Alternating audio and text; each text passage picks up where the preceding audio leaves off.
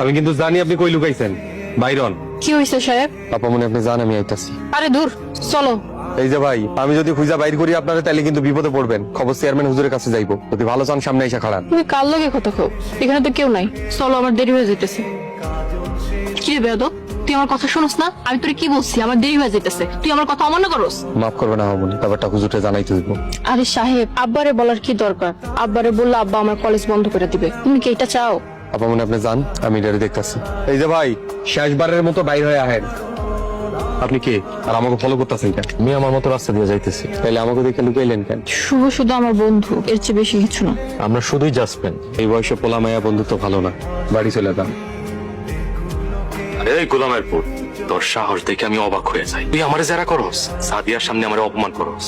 আমি যার গোলাম, সেই আমারে কোনোদিন গোলাম ডাকে নাই। আপনি আপা মনে পরিচিত, তাই আপনার কিছু কইলাম না। আইসি তো অপমানের বদলা লইতে। এই মুহূর্তে আমার পাও ছুঁয়ে মাপ চাইবি, তাইলে তুই এই সুস্থ শরীর নিয়ে বাড়ি ফিরে যাইতে পারবি। সুস্থ রাখার মালিক একমাত্র আল্লাহ, রাখে আল্লাহ, মারে কে? গোলামের পুত আমারে কি কয়?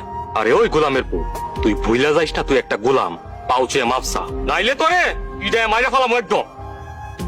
কি হয়েছে শুভ? তুমি জানো না এই সময় আমি কলেজে থাকি? বিষয়টা খুব জরুরি। কি হয়েছে আমাকে বলবা একটু? তোমাকে গোলাম সাহেব আমারে মারছে। কখন মারলো? তোমারে কলেজে দিয়ে ফেরার পথে সাহেব আমারে পাইছে, আচ্ছা মতো ধুইছে, লাত্তি উস্তা কিল খুশি যা পারছে দিছে। শুধু তোমার মুখের দিকে তাকায় আমি আমার থানায় যাই নাই। তুমি যদি মামলা করো আমি খুব বড় বিপদে পড়ে যাব। সাহেব আব্বাকে সবকিছু বলে দিবে। শুধু তোমার মুখের দিকে তাকায়া আইনের আশ্রয় নিলাম না। তুমি কি ওষুধ খাইছো? কেমনে কামো জান, আমার তো এই মুহূর্তে পকেটে টাকা পয়সা নাই। আচ্ছা, তোমার কত লাগবে আমাকে বলো, আমি দিয়ে দিব। 1000 তো লাগবেই। আজকের দিনটা একটু ধার করে চলো, কালকে আমি সব টাকা দিয়ে দিব। আচ্ছা ঠিক আছে জান, তাইলে মনে করে টাকাটা দিও। এখন তাইলে রাখি। হুজুর, সব হিসাব বরাবর, কোনো সমস্যা নেই। আমি কি কইছি কোনো সমস্যা আছে? আপনি মনে হয় একটা জিনিস ভুলে গেছেন। আমার সাহস দিলেন কই? আমার সাহেবের আবার সাহসে কম পড়লো কবে থেকে? আপনি প্রতি বছর মাদ্রাসা এতিমখানায় যে 100 বস্তা ধান দেন, এই ব্যাপারে আপনার আদেশ কি? প্রতি বছর দেই, এবছরও দিমু। আর তুই দিয়ে দিস বাবা। ওস্তাদ সারা বছর এই সময়টা লেগে অপেক্ষা করে।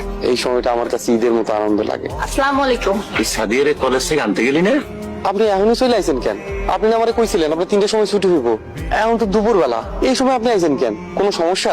কলেজ আগে ছুটি হয়েছে, তাই আগে গেছে লাইস। সাহেব শোনো, 10 মিনিট পর আমার ঘরে আসবা, কিছু জিনিস আনতে হবে। তুমি শুভর গায়ে হাত তুলছো কেন?